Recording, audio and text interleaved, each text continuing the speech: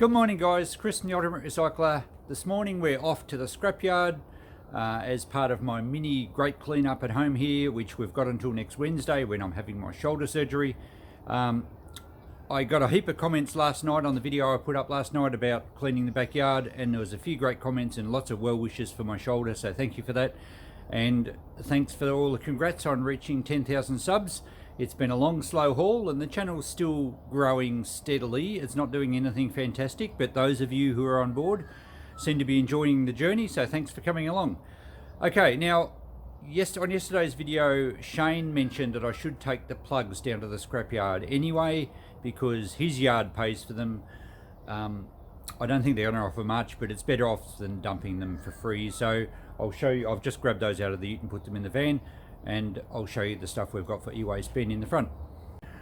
So I reckon I've got about, I haven't weighed them, but I reckon there's about 50 kilos of plugs. They're all just the standard mains plugs you find in Australia. There's no sockets, there's no other plugs, they're all just the mains ones. And some of the brass pins are quite chunky, especially on the older ones. And of course any 15 amp plugs have a wider earth pin. I mentioned in the last video that I'm not going to try and pull the brass pins out. Some people do. Some scrappers make what they call a plug soup, where they soften the plastic and the pins pull out really easily. But to my mind, that's kind of negative, or at least not really gaining a lot as far as being green goes, because you're using energy to heat water. So the amount of that energy produced to heat the water probably negates how much brass you're actually going to recycle. Anyway, that all aside, I'm going to take them to the yard this morning. There's a couple of tubs here as well, and just ask them and see what they say. And look, if I get $10 a lot, well, I'm better off. If they don't want them and I bring them home, well, there's no real drama, because I'll have an empty van coming home. So the rest of this we showed at the end of the last video. I've got quite a lot of little brass tanks and things. Some of them have copper tanks. I think I said brass. Some of them have brass fittings and things on them. So I think they'll go as domestic. I'm not sure what the rate is there, but I do have some clean copper as well. So we'll see how we go. I expect that the weight in this is going to be only just over a ton. I just did some rough calculations and guesses, and we're a long way short of our 1500, so the van will have an easier trip down. Value wise, it just depends how far the scrap prices have dropped. I know they're dropping, and the word is they're going to keep dropping, so I'm not going to save anything. There's all the e-waste going to Ben. They're all mid-grade boards. There's some slot cards, there's tubs of motherboards, and I've got some, they're more mid-grade. I've got some old laptops as well. So yeah, hopefully, I've never met Ben before, so I'm looking forward to meeting him. A lot of you are saying, great, we'll look forward to the video at Ben's place. I don't know if I'm going to be able to film there. I haven't asked Ben about it at all, so we may have to do, if he's happy with it, we might throw in some footage. If not, I might just have to give you the report on what Ben paid me for it. Okay guys, we're heading off to Melbourne now. We're a bit late. It's just after 10. I was going to get away a bit earlier, but I've had a few things to do, help Christine open the shop. And also I had a call from the hospital regarding my surgery next week, and they've got to go through all the the checklists and the administration stuff, and have you been anywhere where there's been COVID and all these sort of things. So that takes a while, and I didn't want to put any of that off. I'm glad the nurse called me just before I left. So anyway, we're just going to weave our way through the back streets of Ngambie here to get on the main highway and take this load to the scrapyard. So I've had a lot of people comment on my videos lately when I suggested I was maybe going to buy an industrial store yard or a shed or something, which seemed like a good idea at the time, and it kind of does still in some respects, but I'm not sure that I want to do scrap metal in the future as far as steel and aluminium and big stuff and stainless steel and things that are low value but a lot of quantity.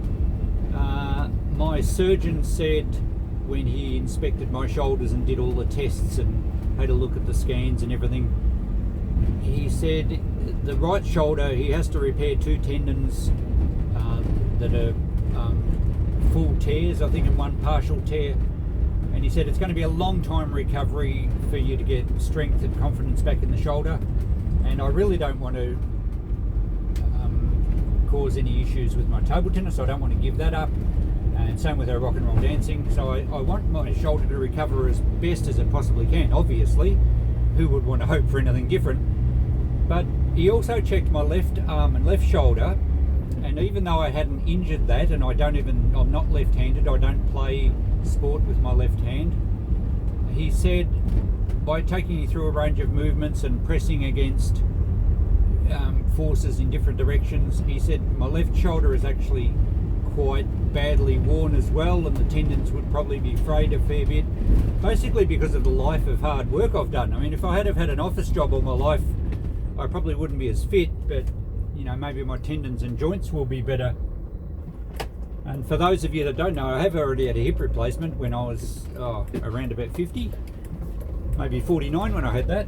So as Harrison Ford once said in one of his films, it's not the age, it's the mileage. So with that in mind, I don't know that I want to carry heavy scrap anymore and do a lot of heavy lifting. I think I really need to start protecting myself for future. I mean, I plan to be on the planet for a lot longer. I want to do a lot of repair jobs. I want to do a lot of small scrapping jobs. I want to, you know, I still got to work in my shed all the time. I've got a lot of plans. I still want to play table tennis and hopefully represent our state at the nationals each year in the respective age groups that I managed to reach. So with that in mind, I'm going to have to make some decisions about what I'm going to do in the future. And I think the trouble with getting a storage yard in industrial estate is it's going to just encourage me to save up a lot of stuff again, and I don't necessarily think I want to go down that path. The other thing about this whole shop selling, it really was a blessing, because I know I wouldn't have been able to do what I've done in another 5 years time, or maybe 10 years time. So it had to happen when it did, and I thank the universe for that. But anyway, we're off to the scrapyard now. I've got a lot of work to do before Wednesday, because then that will be surgery date, and I won't be able to do much for a long time, including little things like mowing the lawns and just moving a bit of stuff around home. So I don't want to leave a mess for Christine. I want to leave the house and the yard as neat as I can. So we'll go flat out for the next few days, and I'll try and get a video up each day and let you know what I'm up to. Anyway, let's hit the road. Let's get out on the freeway. The road noise is going to be noisy. We'll see you at the scrapyard. So just arriving at the yard now. 2 trips in 1 week. First time I've done that, and I've never been here on a Friday, so hopefully the yard's not too busy, or hopefully the workers haven't knocked off for early Friday drinks. There's, just as usual, there's more big machinery everywhere. So at least with the prices dropping down a bit, there's not so many small utes and trailers in unloading, because I guess everyone's holding on to their scrap until it goes up again, if it ever does. But as you guys know, I don't have a choice. Got to get rid of it. Alrighto, where are we going to go? Just got the thumbs from that guy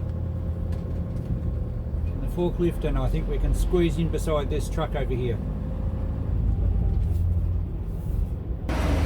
So I've just unloaded the big copper cylinders, if you can see in there with the sunshine.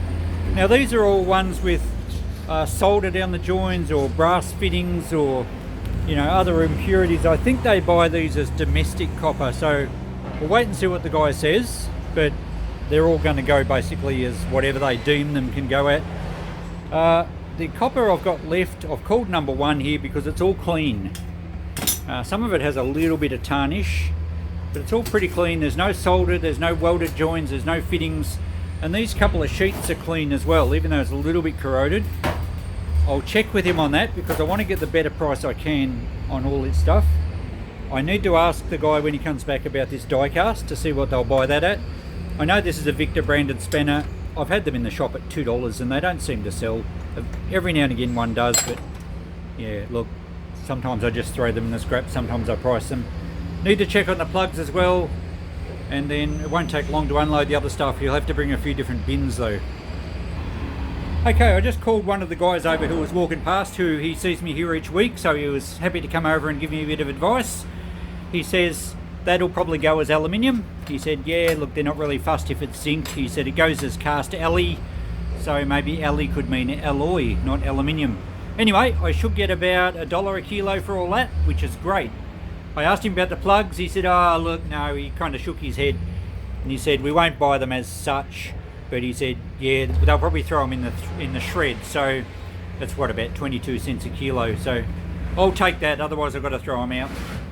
Well, at least to the transfer station as e-waste. But if I can get something for them, I will. Saves me taking them home. All this copper, he said, should be fine as number one. Even a little bit of corrosion on that one because there's no solder. We should be good to go. So I'm just waiting on a few more bins now and we can unload. Okay guys, just finished unloading and I'm very happy with this. Let's go through it. The pressing steel was the plugs. So I had 58 kilos of plugs. So they paid them as shred, less a levy, but I still got $10, $10.85. So I guess it's better than throwing them into the e-waste at the transfer station, but I don't think I'm going to save them for the space they take up and the effort to move them. Stainless steel is the same, $1 a kilo, only had 39 kilos. That's a bit extra that I found that I didn't realise I had when I took the load earlier in the week. The big cylinders they paid as welded pipes, or number 2 I think, $7.50. We had 116 kilos, so 870, that was the biggest payer. The electric motors are only paying 85 cents a kilo now, and they've also included the transformers in that same bin. So we had $443 of those.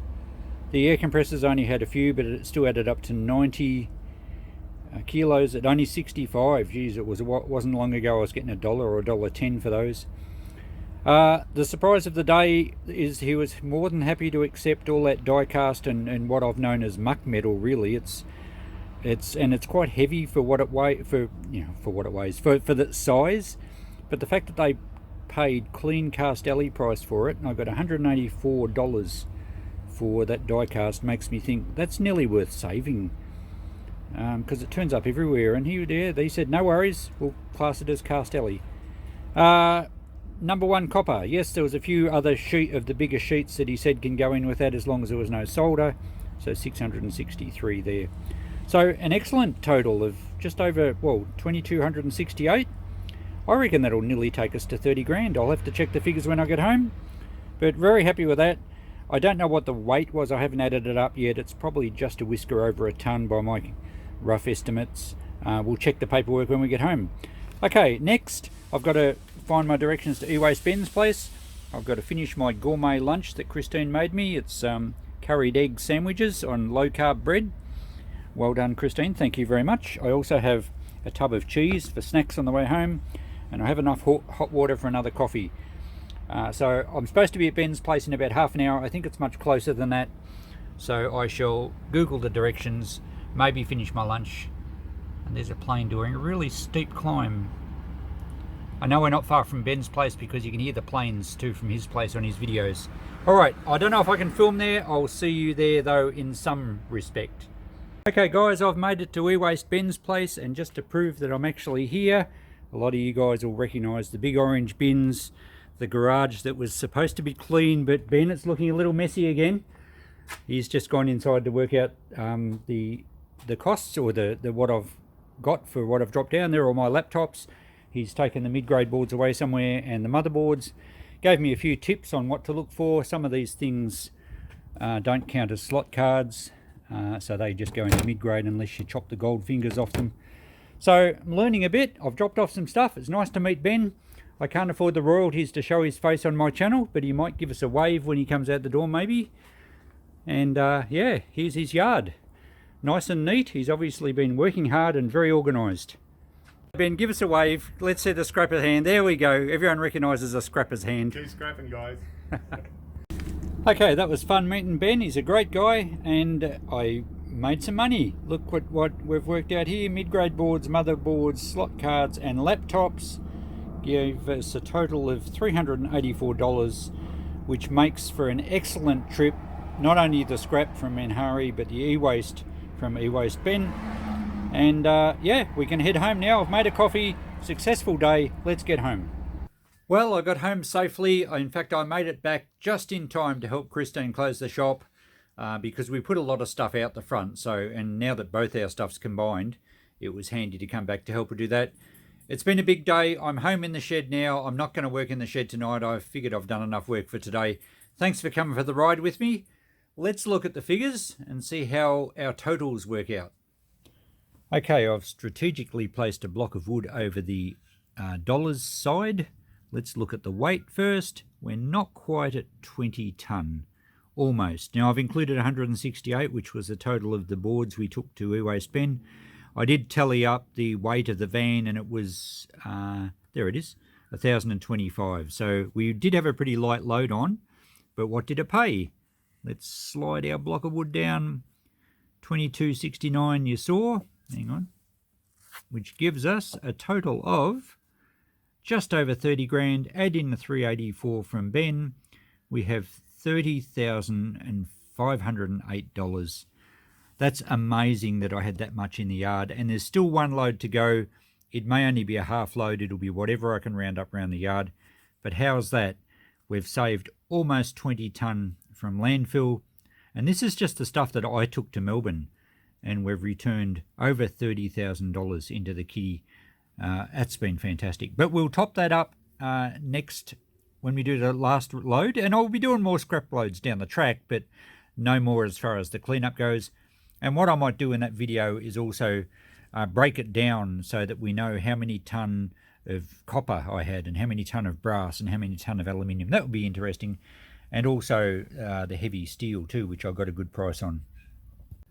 So we will do a wrap up once the final scrap run's done for this big cleanup, and I'll also do some estimations of the rest of the stuff I took out of the yard, just to show that there was a lot of stuff. Well, you knew there was a lot of stuff in the yard, but there was a lot of good value stuff in the yard, because remember, we only did one ute and trailer load to landfill. So I'm pretty proud of that. I didn't want to do any, but you know, we just had to do some, particularly with old carpet and stuff that rats had been into. But I'm pretty proud of the fact that we were able to recycle and direct most of it into the shops or to the recycle yards, or, you know, even firewood for someone that could use it. So that's awesome.